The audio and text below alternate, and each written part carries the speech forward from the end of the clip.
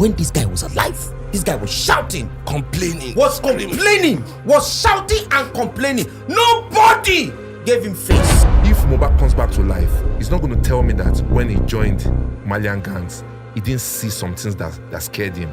The death of a 27-year-old promising artist from Nigeria gave us a little insight into the dark side of the Nigeria's music industry.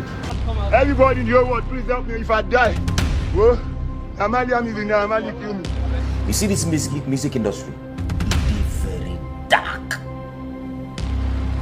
Music industry, they very, very, very dark. If you be artist, you never join court for this Nigeria or more. That means you don't want yourself.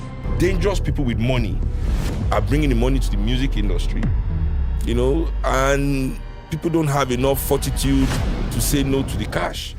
Did you consider yourself like a bad boy though? Like, did you consider yourself a gangster? I'm still a gangster, you know. I'm a gangster.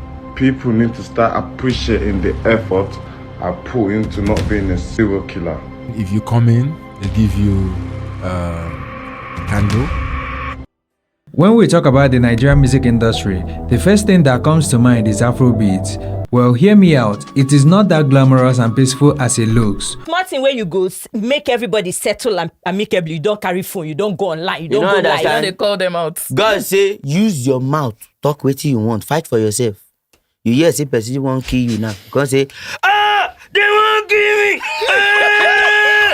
The person won't kill you, the person won't kill you, if I kill her, So far, the ones at the forefront of representing Nigeria are Davido, Wizkid and Burna Boy, and recently there is Rema. These are men who came into the industry at a very young age.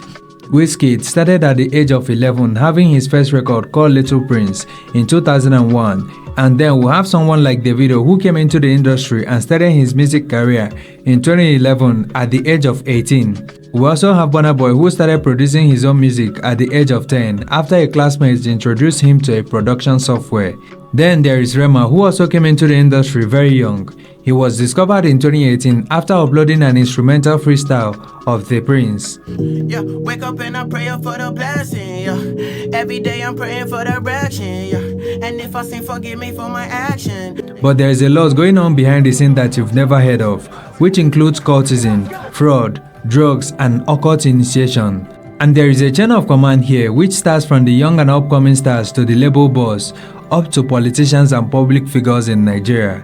Yes, politicians. Well, sit back and grab your popcorn because you're about to watch the most eye-opening video on the dark side of Nigeria's music industry. But before that, if you are new to the channel, please do make sure you subscribe to our channel for more videos like this every day. Mostly, the issues with music industry in Nigeria boils down to the record labels. There are a lot of record labels in Nigeria, but there are 4 prominent ones, and every new and upcoming artist in Nigeria wishes to be signed by any of these record labels. They are the Marvin's Record, YBNL Records, DMW, and Malian's Record. Marvin's Record is partly owned and managed by Don Jazzy and has gone ahead to sign many artists, but currently they have artists like Johnny Drill, Arya Star, Boy Spice, Magix, and many others, and their subsidiary label, Jonesville Record, has the likes of Rema and Ruga. And then we have the YBNL Records. The YBNL is owned by Olamide, and since the record label started, it has gone ahead to produce some of Nigeria's biggest stars currently, including Adekunle Gold, Fireboy, and Ashake. And then we have Davido's Music Worldwide, which is owned by the singer Davido. And lastly, we have the controversial Malian's Record. As you already know, Malian's Record is owned by Naira Marley. At this point, I know you're already wondering what makes the music industry very dark. Well, it is simple, the record labels. So, you're an upcoming artist in Nigeria, and you are ready to do anything possible to achieve your dream. Your dad is poor, your mom is poor, and you look around, everything you can see around you is poverty. Then, you hustle up a little bit and move to a better neighborhood and start freestyling on social media, the clubs, and anywhere you can smell opportunity.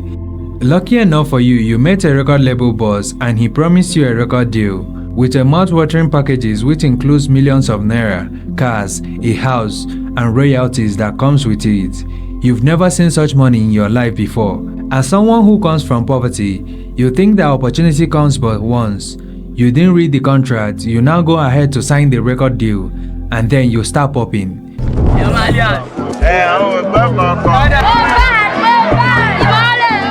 Few months later, you get to see the other side of the industry, which includes doing everything your boss demands. And those include joining a secret cult, making a lot of sacrifices so as to stay relevant in the industry, doing a lot of controversial stuff to get to the news, which includes releasing your own sex tapes. Oh, you don't know? Well, have you ever thought about it? These sex tapes are usually released before they drop a major project. And then, if you don't want to do all this, you will not be supported by the record label. In that case, you will never be heard of again. Even Mohbad too, they don't really like him like that. Why? I don't, but cause it's like him is doing some stuff, like him likes you to infect, he want to infect you too. Do you understand? If Mohbad is doing something, he will want you to do it with him. Yeah, it's not Mohbad. If now I'm saying. Okay, when he's doing something, he wants you to join him. Yeah. So if you don't join him, he doesn't like you. Yeah, you know, he doesn't. He won't want to support you like that. Yeah. And if you suddenly decide to leave the record label, they will blacklist you. All these, what do they call the people that do shows? Show promoters. Show promoters, yeah. They didn't want to pick me for shows because I left the label. And when my first single came out, Slow, it was a threat to someone's record label, and then the person was paying many radio stations to stop my songs. Let me give you examples of such artists who has had it hard immediately they left their record label.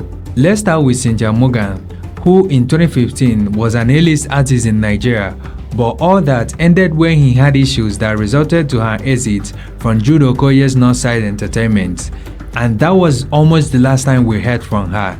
And then there is Korede Bello, who we stopped hearing his music after he left Marvin's record. Lighter, who we also stopped hearing about after he left the YBNL and joined Malian's record. And then there is Kiss Daniel and G Worldwide. Kiss Daniel lost almost everything including his name, Kiss, which he later changed to Kiss instead of the Kiss. And then there is this case of Mohbad, who was literally tormented till death by Naira Marley and his boys. Away from the record labels, here is a different side of the dark side of the Nigerian music industry, the thuggery, the cultism and politics in it. To start with is the thuggery in the industry. Most of the time, these are first young artists who are not under a major record label.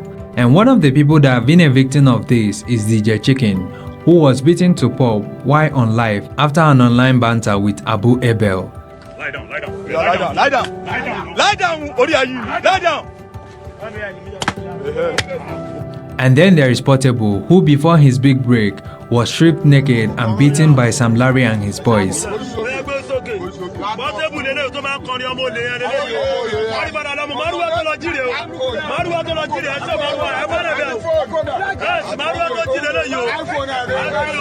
The influx of drug dealers in the industry is the one that breaks my heart the most.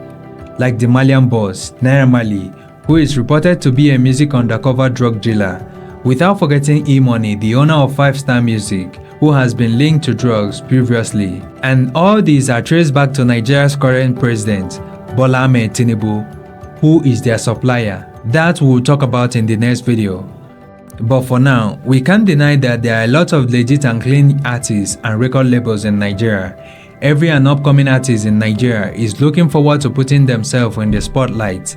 Looking at the terrible economic condition of Nigeria, a lot of young people have seen music as quick escape from poverty.